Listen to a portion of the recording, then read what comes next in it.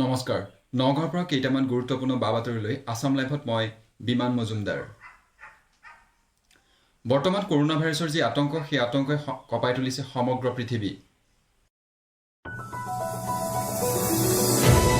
বিশ্বব্যাপী বিভীষিকা সৃষ্টি কৰা মহামাৰী কোভিড-19ৰ প্ৰতি লক্ষ্য ৰাখি ভাৰত চৰকাৰে ঘোষণা কৰা লকডাউনলৈ নগাঁওবাসী ৰাইজৰ বিপুল সঁহাৰি।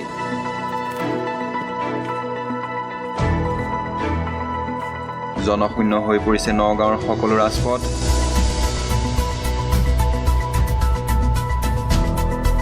এয়া আপোনালোকে দেখিছে গুৰুজনাৰ জন্মস্থান বটদ্ৰৱা আৰু বটদ্ৰৱা অন্তৰ্গত কেওখন গাঁও বটদ্ৰৱা, সৰুহিচা, বৰহিচা, মুকলি গাঁও আৰু বৰভেটি গাঁৱৰ স্থানীয় লোকসকলে দেশৰ প্ৰধানমন্ত্ৰী আহ্বান জনোৱা তলাবন্ধ অৰ্থাৎ লকডাউনৰ প্ৰতি পূৰ্ণ সমৰ্থন জনাই সত্ৰলৈ সোমোৱা মুখ্য প্ৰৱেশপথসমূহ যোৱা কিছুদিনৰ পৰা বাহ বান্ধি সম্পূৰ্ণৰূপে অচিনাকি ব্যক্তিৰ গাঁৱত প্ৰৱেশ নিষেধ কৰিছে।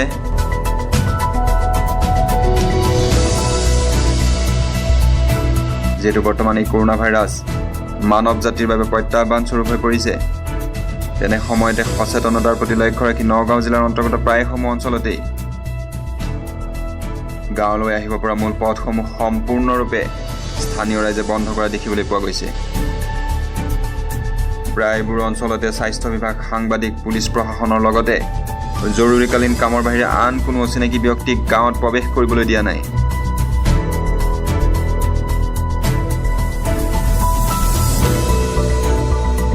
মহামাৰী কৰোনা ভাইৰাছৰ সংক্ৰমণ ৰোধৰ বাবে হোৱা 21 দিনীয়া লকডাউনৰ সময়ছোৱাত নগাঁও জিলা প্ৰশাসনে বিশেষ তৎপৰতা গ্ৰহণ কৰা দেখিবলৈ পোৱা গৈছে।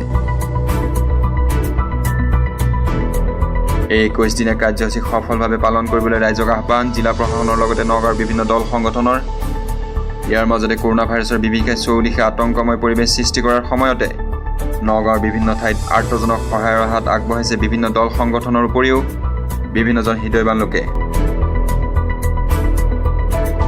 নগাঁৱৰ এটা স্বেচ্ছাসেৱী সংগঠন সহায় ৰক্তদান অসমৰ জৰিয়তে পৌৰ এলেকাৰ ৰাস্তাৰ কাষৰ কুকুৰ, মেকুৰী, গৰু আদি জীৱ জন্তুক খাদ্য যোগান ধৰাৰ এলানি কাৰ্যসূচী হাতত লোৱা দেখিবলৈ পোৱা যায়। বৰ্তমান এইটো সঁচা যে সকলোৱে মানুহৰ বাবে চিন্তা কৰিছে। এই জীৱবোৰৰ এনেকুৱা পৰিস্থিতিত সহায় ৰক্তদান অসমৰ এই কাৰ্যসূচী অতিকৈ প্ৰশংসনীয়, কিয়নো মানুহ জীয়াই থাকিবলৈ প্ৰকৃতি লাগিব। প্ৰকৃতিৰ আগত যে মানুহ তুচ্ছ সেয়া প্ৰমাণ কৰি দিলে আজি মানুহৰ বাহিৰে প্ৰকৃতিৰ আন জীৱবোৰে মুক্ত মনেৰে বিচৰণ কৰিব পাৰিছে। গতিকে এনে বিপদৰ সন্ধিক্ষণত সহায় ৰক্তদান অসমৰ সদস্যসকলৰ প্ৰকৃতি তথা জীৱকুলৰ প্ৰতি কৰা প্ৰচেষ্টা সঁচাকৈ অতুলনীয়। সহায় ৰক্তদান অসমৰ সমূহ সদস্য তথা এই কাৰ্যসূচীৰ লগত জড়িত নগাঁও জিলাৰ হৃদয়বান লোকসকললৈ আসাম লাইভৰ ফালৰ পৰা আন্তৰিক অভিনন্দন।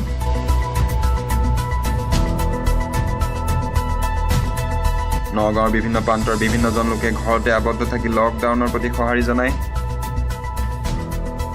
কিন্তু তাৰ মাজতে কিছুমান অঞ্চলত এতিয়াও একাংশ উদণ্ড যুৱকে বাইক চলাই থকা দেখিবলৈ পোৱা যায়। কেতবোৰ অঞ্চলত আকৌ একাংশ গঞা ৰাইজে সমূহীয়াভাৱে বিল খাল আদিত মাছ মাৰে যদিও আৰক্ষীৰ লোক দেখাৰ লগে লগে পলায়ন কৰা দেখিবলৈ পোৱা গৈছে। 8টাকৈ দিন অতিক্ৰম কৰা এই লকডাউনে জনসাধাৰণৰ জীৱন যাত্ৰা স্তব্ধ কৰি তুলিছে। তাৰ মাজতে নিজৰ দায়িত্ব পালনত ব্যস্ত থকা জৰুৰীকালীন সেৱা আগবঢ়োৱা ব্যক্তিসকলৰ লগতে আৰক্ষীসকলৰ প্ৰতি নগাঁৱৰ সচেতন ৰাইজে সঁহাৰি জনোৱা পৰিলক্ষিত হৈছে। বিশ্বৰ বিভিন্ন দেশৰ লগতে অসমো বৰ্তমান কৰোনাৰ কবলত পৰিছে। শেহতীয়াকৈ হ'লেও অসমত ধৰা পৰিছে কৰোনাত আক্ৰান্তৰ প্ৰথমজন ৰোগী। আক্ৰান্ত হোৱা লোকজন নিজামুদ্দিন ধৰ্মীয় সভাত অংশগ্ৰহণ কৰিছিল। নিজামুদ্দিন ধৰ্মীয় সভাত নগাঁৱৰ বহুকেইজন লোক অংশগ্ৰহণ কৰিছিল। এই নিজামুদ্দিনৰ ধৰ্মীয় সভাৰ ঘটনা নগাঁও জিলাৰ বাবে ভয়ৰ কাৰণ হৈ পৰিছে। এতিয়ালৈকে যিজন ব্যক্তিৰ দেহত কৰোনা পজিটিভ পোৱা গৈছে সেই ব্যক্তিজনৰ লগত নগাঁও কেইবাজনো ব্যক্তি নিজামুদ্দিনৰ ধৰ্মীয় সভাৰ পৰা একেলগে আহিছিল। গতিকে নিজামুদ্দিনৰ ধৰ্মীয় সভাৰ ঘটনাই নগাঁও জিলাতো এটা ভয়ংকৰ পৰিস্থিতি সৃষ্টি কৰিব পাৰে বুলি আশা কৰা হৈছে। এই ঘটনাই নগাঁও ৰাইজৰ মাজত আতংকৰ সৃষ্টি কৰিছে। গতিকে নগাঁও ৰাইজলৈ আমাৰ অনুৰোধ, ঘৰতে থাকক আৰু সুৰক্ষিত থাকক। দেশৰ প্ৰধানমন্ত্ৰী ডাঙৰীয়াৰ এই 21 দিনীয়া লকডাউন সম্পূৰ্ণৰূপে মানি চলিবলৈ অসমবাসীৰ লগতে নগাঁওবাসী ৰাইজলৈ আমাৰ আছাম লাইভৰ ফালৰ পৰা বিনম্ৰ অনুৰোধ। এই বিভীষিকাৰ সময়ছোৱাত কেনেকৈ দিনটো ঘৰতে সোমাই পাৰ কৰিছে তাৰ বিষয়ে আমি বিভিন্নজনৰ মতামত লৈছিলোঁ। তাৰে কিছু মতামত আপোনালোকলৈ বুলি আগবঢ়ালোঁ। নমস্কাৰ। লকডাউনৰ সময়ছোৱা সকলোৰে কাৰণে কিছু কঠিন, কিন্তু সকলোলৈকে আমাৰ ফালৰ পৰা এটাই অনুৰোধ, যাতে ঘৰতে থাকে, কোনো বাহিৰলৈ ওলাই নাযাব, প্ৰশাসনৰ নীতি নিৰ্দেশনাসমূহ মানি চলক আৰু ঘৰতে সুস্থ হৈ থাকক। মই নিজৰ আজৰি সময়খিনি আচলতে কিদৰে পাৰ কৰিম বুলি ক'লে, দিনটো যথেষ্ট কাম ওলাই যায় ঘৰতে। এই ধৰি লওক পাকঘৰতে সোমালোঁ, ফুলৰ টাবকেইটাকে খুচৰিলোঁ, পুৰণা দুই এখন উপন্যাস উলিয়াই পঢ়িলোঁ, মায়ে মই ঘৰতে বিভিন্ন ধৰণৰ চাফ চাফাই অভিযান এইবিলাকো চলি আছে। আৰু এইদৰে ঘৰত দিনটো পাৰ হৈ যায়।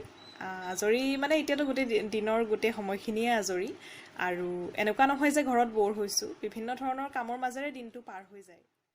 আপুনি এতিয়া বৰ্তমান ঘৰত বন্ধৰ সময়ত আপুনি কেনেকৈ পাৰ কৰিছে, এগৰাকী গৃহিণী হিচাপে অলপ আপোনাৰ অনুভৱবিলাক কওকচোন।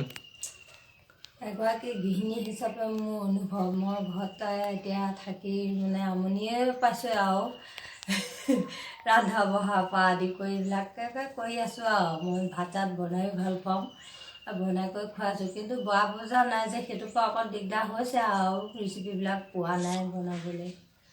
সেয়াই আৰু আমাৰ চৰকাৰে অকণ আমাক হেৰি দিয়ে জানো বস্তু পাতি আনিবলৈ। এতিয়া মই বৰ্তমান খুৰীৰ ওচৰলৈ আহিছোঁ। খুৰীয়ে এই বিষয়ে কি কয়? তেওঁ গৃহিণী, তেওঁ কিবা অসুবিধা পাইছে নেকি? তেওঁ কি কৰি আছে এই আজৰি সময়তে হওক বা ঘৰতে কি কৰি দিন কটাইছে এই লকডাউনৰ সময়ত, কওকচোন আপোনাৰ অনুভৱ। মোৰ অনুভৱ আৰু ঘৰততো থকাটো কৰ্তব্যই, আমি মাইকী মানুহ, তথাপিতো আছোঁ আৰু ল'ৰা ছোৱালী আদি মানুহজন পৰিয়ালটোকে লৈ আৰু ঘৰতে ৰখাই কৰি আছোঁ আৰু, বাহিৰলৈ ওলাই যাব নিদিয়াকৈ। হয়। তাৰপিছত ৰন্ধা বঢ়াটোতো অলপ কষ্ট হৈছে আৰু, বনাইতো খুৱাব লাগিবই, হ'লেও শাক চব্জিৰ পৰা আদি কৰি সমস্ত সকলোবিলাকৰ ফালেদি অসুবিধা হৈছে। হয়, চৰকাৰে চাগে ৰেচন পাতি দিওঁ বুলি প্ৰতিজ্ঞাবদ্ধ হৈছে যদিও কিন্তু আমি পোৱা নাই। সেইবিলাকৰ হেৰি পোৱা নাই। আৰু গেছৰ পৰ্যন্ত বহুত অসুবিধা হৈছে। মানে বহুত অসুবিধাৰ ফালৰ পৰা আমি আৰু ঘৰখনতে এতিয়া তলা বন্ধ যেতিয়া, আমি আৰু ঘৰতে ভিতৰতে সোমাই আছোঁ আৰু। হয়, আৰু আমাৰ ইয়াৰ ফালৰ পৰা আমাৰ অসমৰ ৰাইজক আপোনালোক দুয়োগৰাকীয়ে কি অনুৰোধ কৰিব বিচাৰিছে? মই মোৰ ফালৰ পৰা মই এটা অনুৰোধ কৰিব বিচাৰিছোঁ, যাতে যিহেতুকে চৰকাৰে এনে বিপৰ্যয় এটা ডাঙৰ হেৰি এটা আহিছে, সেইফালেদি চৰকাৰে যিটো নিৰ্দেশ দিছে সেই নিৰ্দেশ মতে ঘৰতে থাকি নিজেও ভাল হৈ থাকক আৰু সকলোকে ওচৰৰ বংশ পৰিয়ালবিলাককো অলপ ভালদৰে ৰাখক। আৰু মানে নিয়ম নীতি মানি চলিলে নিজেও ভাল আৰু। সেইটোকে ক'ব কৈছোঁ, লকডাউন খুবটো সকলোৱে মানি চলক, নিয়ম নীতিত থাকক। এয়াই আৰু কি ক'ম, ফালৰ পৰা মই সেইখিনিকে কৈছোঁ আৰু অসমবাসীলৈ। ধন্যবাদ দুয়োগৰাকীয়ে সময় দিয়াৰ কাৰণে। আৰু ইয়াত দেখিবলৈ পাইছে দুয়োগৰাকীয়ে এটা সামাজিক ব্যৱধান মানি পেলাই চলিছে, 1 মিটাৰ দূৰত্বত আছে দুয়োগৰাকীয়ে। সম্পূৰ্ণ